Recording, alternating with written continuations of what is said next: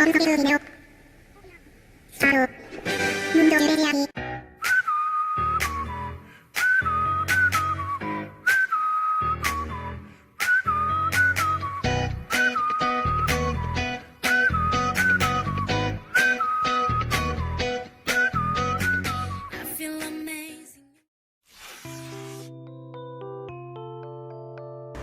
샬롬! 두나미스 청년부 반갑습니다. KCM에서 함께 예배를 드렸던 김은총 전도사입니다. 사랑하는 청년부 잘 지내고 있나요?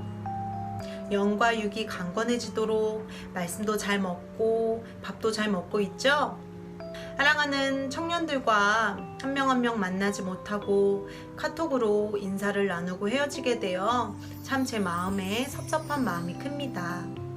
필리핀에서 한국으로 오기까지 참 정신이 없이 와서 이것저것 정리하느라 저도 잘 몰랐는데 함께 온라인 예배를 드리고 샘터 모임을 통해 기도 제목을 나누니까 내가 정말 두나미스 청년부에 대한 그 마음이 참 컸구나 하는 생각을 다시 하게 되었어요. 우리 청년들 정말 많이 보고 싶어요. 한 사람 한 사람 이름을 다 읊을 순 없지만 그럼에도 불구하고 청년들의 얼굴이 모두 떠오르고 한 사람 한 사람과 교회에서 또는 카페에서 고민을 얘기하고 또 함께 기도 제목을 나눴던 그때가 참 그립습니다. 사랑하는 청년부들과는 정말 많은 추억들이 있어요. 제가 신학교를 가자마자 사역을 해서 청년 생활을 하지 못했거든요. 그래서 저에게는 청년 생활이 참 많이 갈급했는데요. 마닐라님 연합교회에서 두나미스 청년부들을 만나 함께 예배하고 샘터 모임을 하고 기도 제목을 나누며 무엇보다 단기 선교를 통해 많은 청년들과 함께 자주자주 만나다 보니 오히려 저보다 더 성숙한 믿음을 가지고 있는 청년들을 통해 많은 것들을 배우게 되고 저도 더 제 신앙이 더 점점 성숙해지는 것을 느낄 수가 있었습니다. 사랑하는 청년부 정말 고맙습니다. 저를 정말 많이 아껴주었고 사랑해 주었으며 저 또한 우리 청년들을 마음껏 사랑할 수 있게 해주어서 정말 고맙습니다. 지금은 코로나 사태로 인하여 얼굴을 보며 마음껏 만나진 못하지만 언젠가 이 사태가 진정되었을 때 웃으며 이야기를 나눌 수 있는 날이 오지 않을까요? 그날을 기다리며 소망하며 우리 함께 각자의 처소에서 예배를 소홀히 하지 않고 기도를 소홀히 하지 않으며 또 각자 주어진 일을 하루하루 최선을 다해 잘 해나가는 두나미스 청년부가 되었으면 좋겠습니다. 사랑하는 청년부 건강히 잘 지내고요. 우리 마지막으로 이렇게 인사해 볼까요? 다 함께 할렐루야 아멘. 안녕.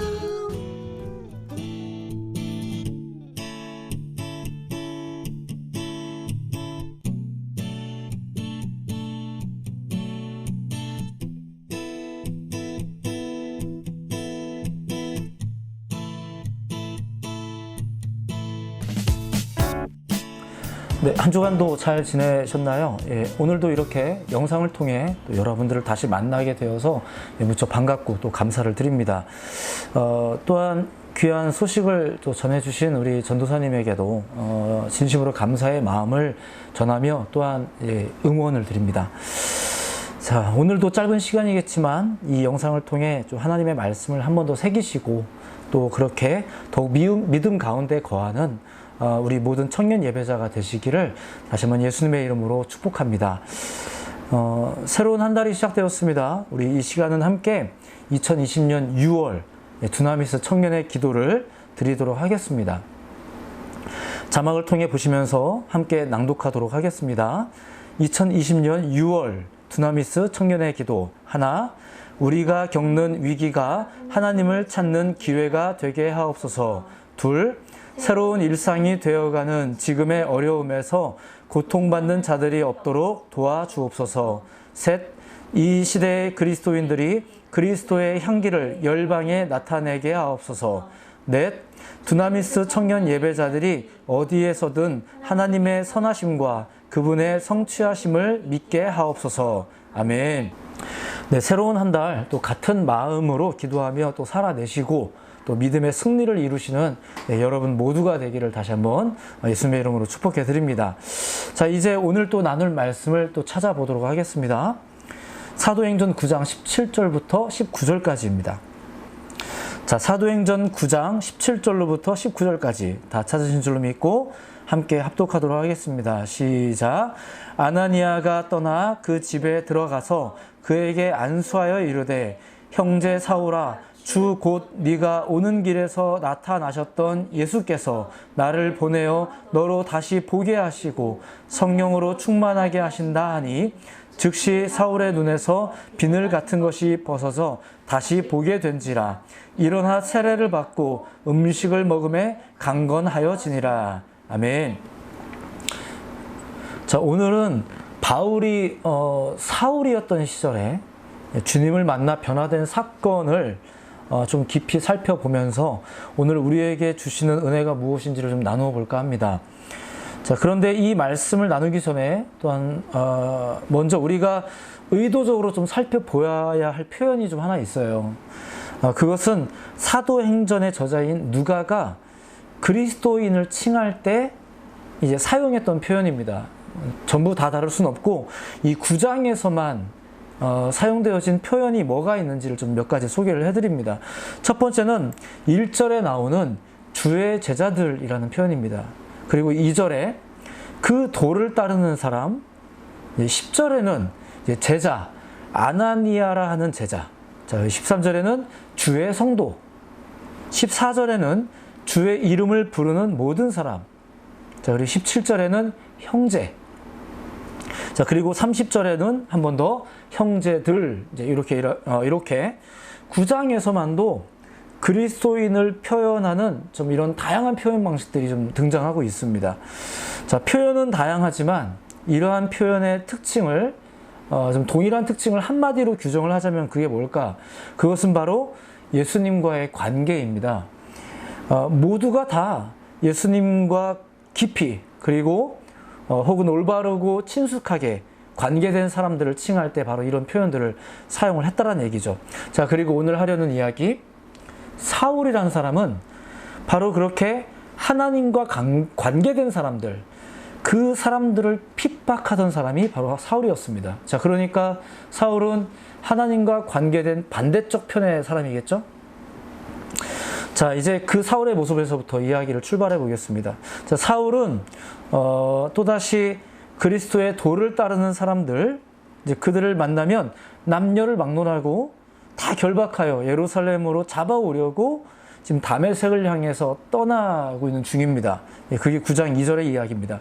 자, 그런데 그 다메섹으로 가는 길에서 이제 아시다시피 그가 예수님을 만나게 됩니다. 신기한 것은 그 만남 후 그가 이제 눈을 뜨고는 있지만 아무것도 보이지 않는 상태를 경험하게 되죠. 그리고 그 사건 이후에 이제 사도행전 9장 9절에 따르면 이제 이런 말씀이 있습니다. 사흘 동안 보지 못하고 먹지도 마시지도 아니하니라 라고 말합니다. 자, 우선 여기서 주목할 것은 그가 보지 못했다는 것도 참 심각한 문제겠지만, 신기한 일이겠지만 사흘 동안 식음을 전폐했다는 겁니다. 그는 왜 밥맛이 없어졌을까요? 여기서 보면 이제 먹지도 마시지도 못한 게 아니라 먹지도 마시지도 않았대요. 이제 밥맛이 없어진 거겠죠?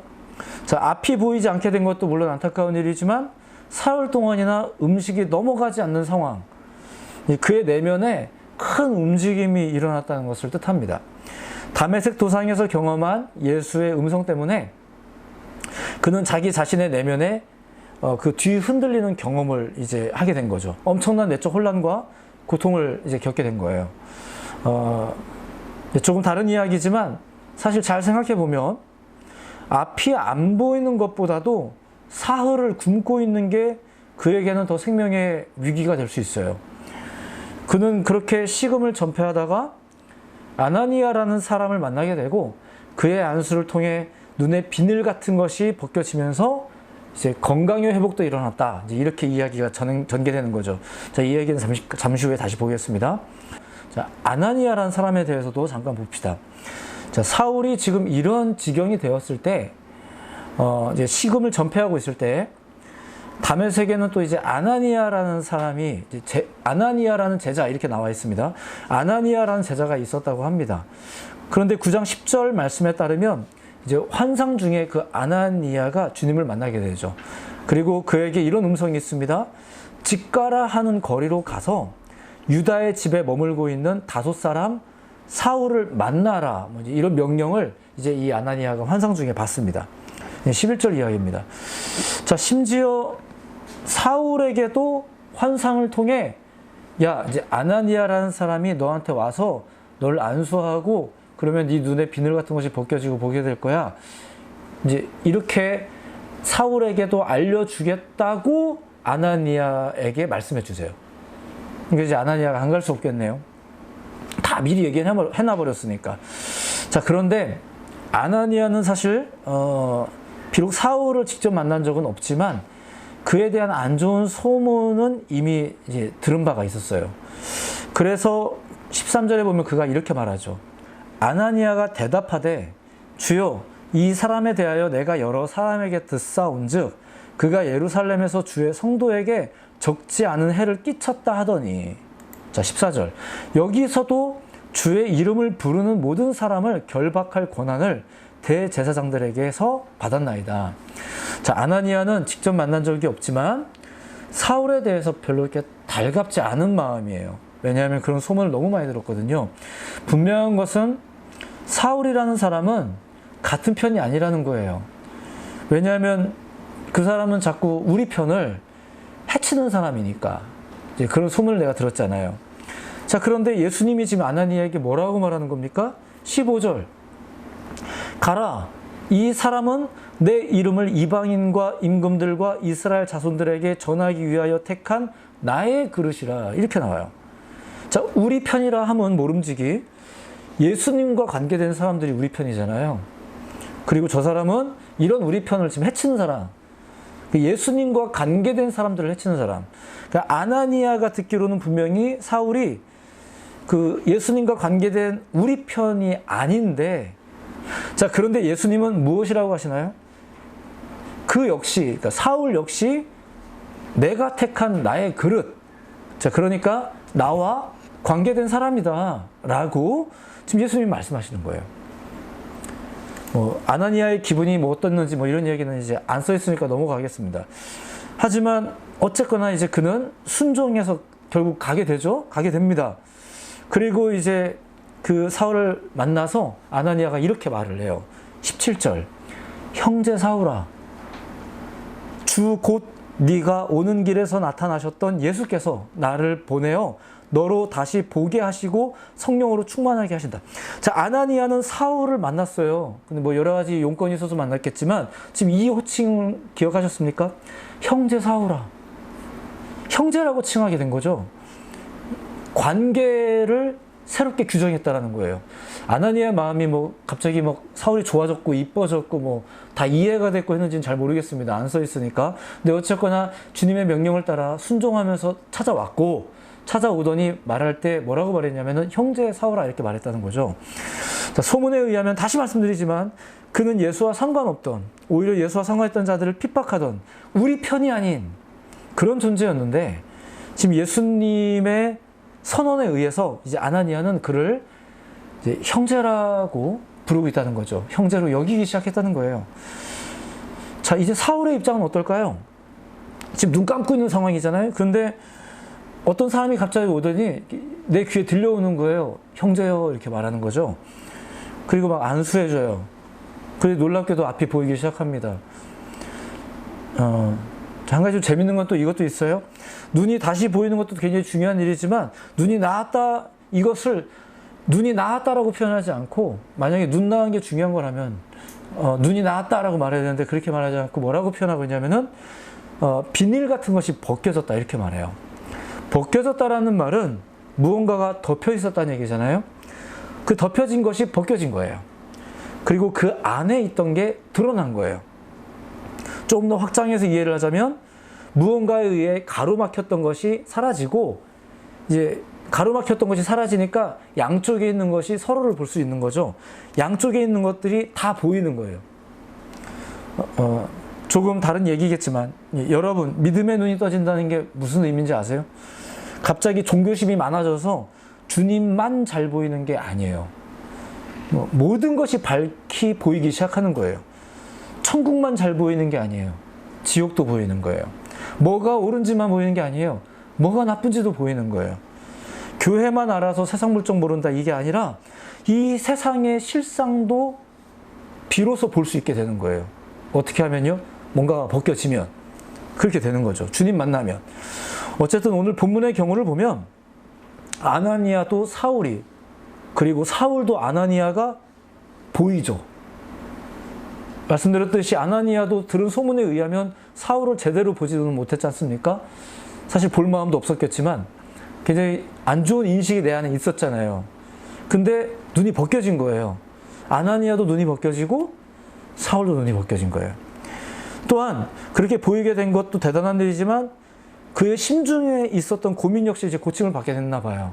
왜냐하면 식욕이 돌기 시작한 거예요. 입맛이 살아나서 성경 보니까 잘 먹고 강건하여졌대요. 앞서 말했듯이 앞이 안 보이는 것도 중요한 문제겠지만 그에게 더 큰 위기는 사흘 동안 식음을 전폐한 거죠. 뭐 살 빠진다고 좋아할지도 모르겠지만 사실 이거 되게 위험한 겁니다. 그런데 이제 입맛이 돌아온 거예요. 회복된 거예요. 예수님 제대로 믿으면 입맛도 돌아요. 자, 그렇게 주의 백성들, 주의 제자들, 주의 사람들을 괴롭히던 사울에게 있어서는 많은 것이 회복을 경험하기도 하지만 뭐 눈으로 보이는 것도 그렇고 뭐 입맛이 도는 것도 그렇고, 하지만 무엇보다도 자신의 관계가 이제 변화되는 것을 경험하게 돼요.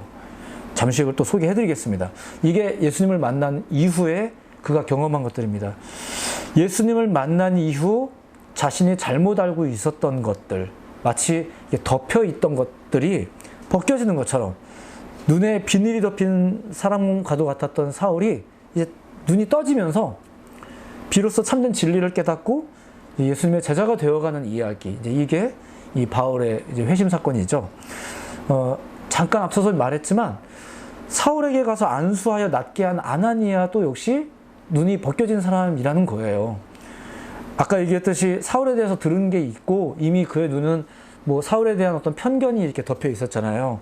근데 주님 만나고 나니까 달라졌죠. 아마 속내가 어떤지까지는 잘 모르겠습니다만 그래도 가서 이렇게 말할 수 있는 사람, 형제요 라고 말할 수 있는 사람이 된 거죠. 아나니아도 그렇게 회복이 되는 거예요. 예수님을 만난 사람들은 그들의 눈에 덮여있던 비늘 같은 것이 벗겨짐으로 비로소 모든 것을 명확히 보게 되는 사람들이에요. 모든 것의 실상을 알게 되죠. 좀 과장된 표현인지 모르겠습니다만 저는 확고하게 믿기 때문에 이렇게 이야기를 합니다. 예수님을 온전하게 믿으면 심지어는 이 시대의 흐름까지도 알 수 있어요.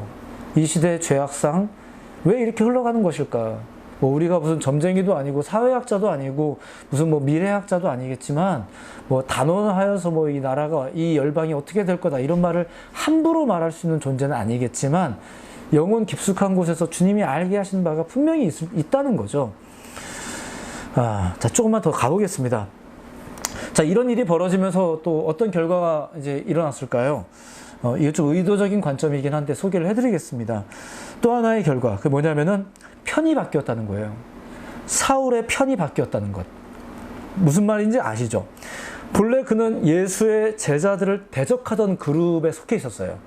자, 그런데 예수님 만나고 나더니 예수의 제자들 그룹으로 이제 소속이 바뀌었어요. 그렇죠? 그렇게 말할 수 있겠죠? 이 사건 이후, 사울이 이제 주님을 만난 사건 이후, 또 아나니아와의 이런 교제 사건 이후에 다메섹에 머물면서 이제 그는 오히려 복음을 전하는 일들을 하게 됩니다.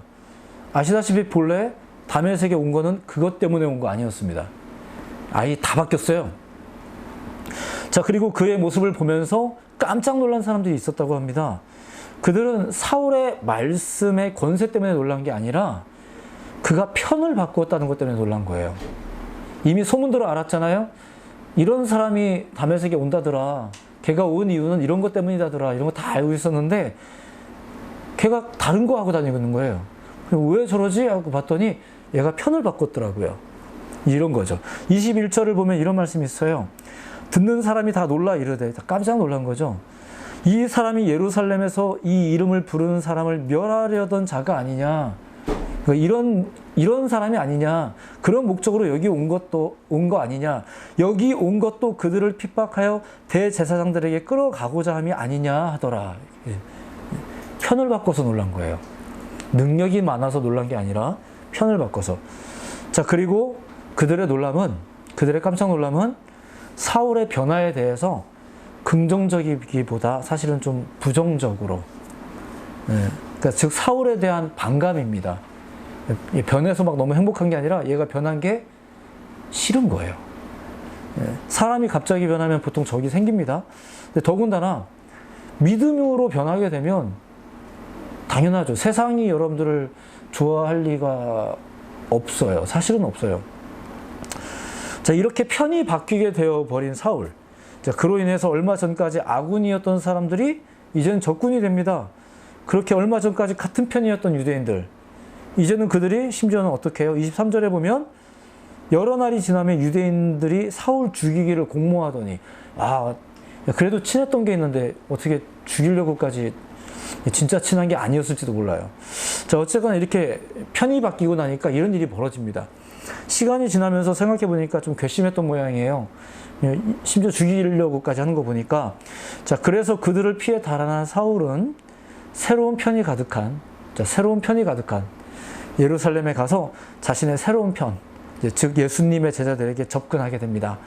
자, 그런데 안타깝게도 그 예수님의 제자들도 이 사울을 보면서 좀 낯선 건 마찬가지예요. 왜냐하면 이 사람에 대한 이야기를 다 알고 있잖아요. 혹시 여러분들도 그런 거 본 적 있으세요? 예전에 길에서 학교에서 봤던 내가 알기로는 이 친구 되게 학교에서 엄청 유명한 애인데, 유명한 깡패였는데, 근데 걔가 갑자기 우리 교회 와가지고 막 찬양하고 손 들고 찬양하고 기도하면 굉장히 어색하지 않으세요? 그리고 뭔가 나는 아직 용서할 수 없을 것 같고, 이런 마음이 좀, 이런 놀라운 일이 좀 없나요? 자, 안타깝게도 그런 인식들이 제자들에게도 사실 좀 있었겠죠. 아직은 사울이 좀 낯섭니다. 최근에 그가 변했다는 이야기를 좀 듣긴 했는데, 그래도 이전의 이야기를 우리가 알고 있잖아요. 그 사람에 대한 편견이 내 안에 있다는 얘기예요. 자, 그리고 여기에서 중요하게 등장한 인물이 하나가 되어 있는데, 그게 바로 바나바예요. 자, 바나바, 구보로 섬 출신이고 레위인이었고 본래 요셉이었던 사람인데, 그는 워낙 이제 설교하는 능력도 뛰어났고, 사람들을 이제 설득하는 능력이라든가 이런 능력들이 좀 뛰어났고, 또 이제 복음에 있어서도 참 열심히 했던 사람이라 이제 사도들에 의해서 바나바라는 이름을 부여받은 그런 사람이었습니다. 예, 그가 또 역시 그의 도움으로 이제 이 사울이라는 사람도 이 예루살렘 교회 또 다른 크리스찬 지도자들과 교제하고 만나는 데 있어서 이 바나바가 참 많은 도움을 줘요. 그래서 이후에는 예수님의 제자들과 함께 예루살렘에 자유롭게 출입하는데도 이 바나바의 도움이 참 컸습니다. 그러니까 바나바에 의해서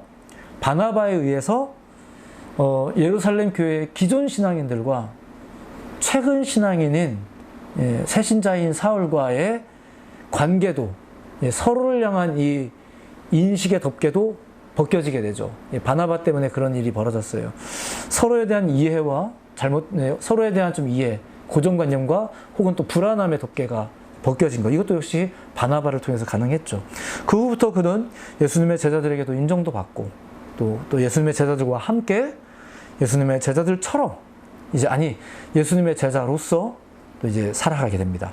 자, 그리고 그 결과 온 유대와 갈릴리와 사마리아 교회가 든든하게 서게 되고, 또 주를 경외함과 성령의 위로가 넘침으로 인해서 교회가 더욱 부흥하게 되는 현상, 이제 그런 현상이 일어났다라고 이제 성경이 말하고 있죠. 자, 이 이야기에서 나오는 중요한 요소를 정리하면 이렇습니다. 비닐이 벗겨져야 된다는 거죠. 아나니아도 사울에 대한 이제 비닐이 있었죠. 그게 벗겨졌어요. 사울은 성경에 쓰여 있듯이 직접적으로 눈에 비닐이 벗겨진 일들이 있었죠. 이후에 시간이 지나면서 또 예루살렘 교회를 방문하였을 때 사울에 대한 기존의 소문 때문에 이제 미리 교회 다녔던 사람, 먼저 교회 다녔던 사람들도 사실 약간 그랬을 수도 있었을 텐데, 바나바라는 사람에 의해서 또 비닐이 벗겨지죠. 이게 굉장히 중요한 겁니다. 비닐이 벗겨진다는 것, 무언가 우리 눈을 덮고 있는 것들을 거두어낸다는 것, 그것은 이제 예수님으로 인해서만 가능하다는 거예요. 그것이 우리로 하여금 지금의 시대를 올바르게 바라보게 하고 또한 우리 주변에 있는 이웃들을 올바르게 바라보게 할 수 있다는 거죠. 오직 예수님으로만 그게 가능하다는 거예요. 하지만 너무 걱정하지 마실 것은 우리 주변에 좋은 동료들도 많이 있습니다. 자, 두 번째, 그 결과이기도 하겠지만 이제 우리의 편이 누구인지 알아야 돼요. 많은 사람들은 하나님이 내 편이 되기를 바라지만 사실 생각을 조금 조정하셔야 됩니다. 하나님이 우리 편이 되는 게 아니라 우리가 하나님의 편이 되어야 됩니다. 이게 말장난이 아니라 굉장히 중요한 문제입니다. 그리고 하나님의 편으로서 이 세상을 휘젓고 다니고 영향력을 끼치는 그 사람들을 그리스도인이라고 하는 거예요. 모든 것이 경솔했던 시대보다 더 위험한 게 뭔지 아세요? 모든 것이 애매한 시대예요. 다시 한번 말씀드립니다. 모든 것이 경솔했던 시대보다 더 위험한 것은 모든 것이 애매한 게 더 위험한 거예요. 오늘날은 모두가 평화를 말하지만 참 애매한 시대죠. 과거에는 좀 무식하긴 했지만, 무식하게 보이지만 뭐 싸우고 뭐 때려 부수고 뭐 이러면서 했지만 오늘날엔 막 그렇게는 안 해요. 우리는 내가 다 막 평화의 사도래요. 이러면서 길거리 나아가고 이렇게 하는 사람들이 많아요. 또 그 와중에 조금씩 폭도들도 있지만 아무튼 뭐 우리는 자기는 다 평화의 사도라고 믿어요. 근데 참 애매하지 않나요? 모양새를 보면 정확한 게 하나도 없어요.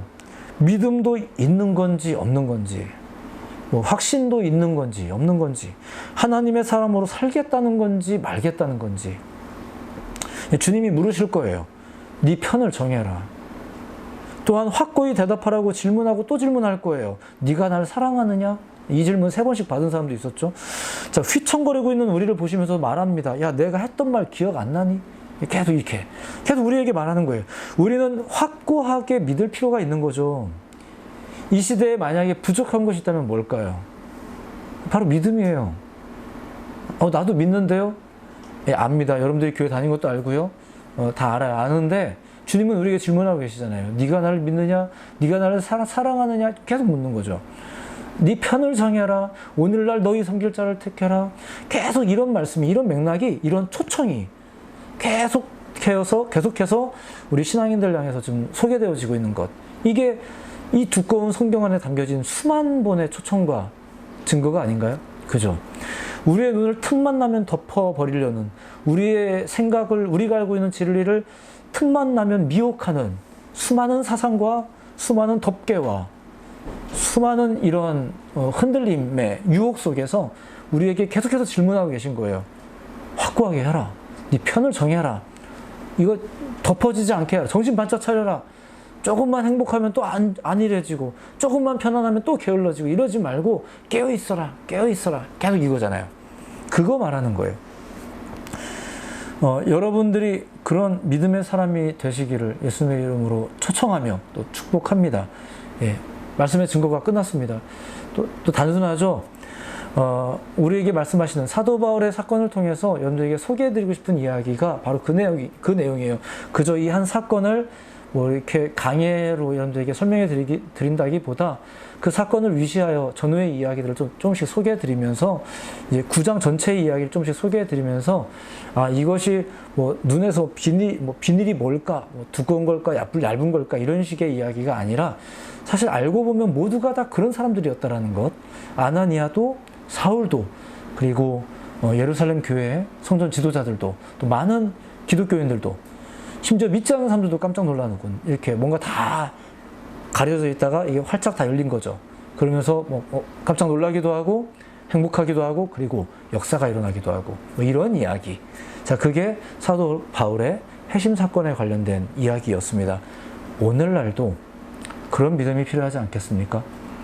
그냥 열심히 믿어라가 아니라 그냥 앞만 보고 달려가자라는 믿음이 아니라 정말로 주님 안에서 보아야 될 것을 보고 깨어있는 신앙에 대한 것.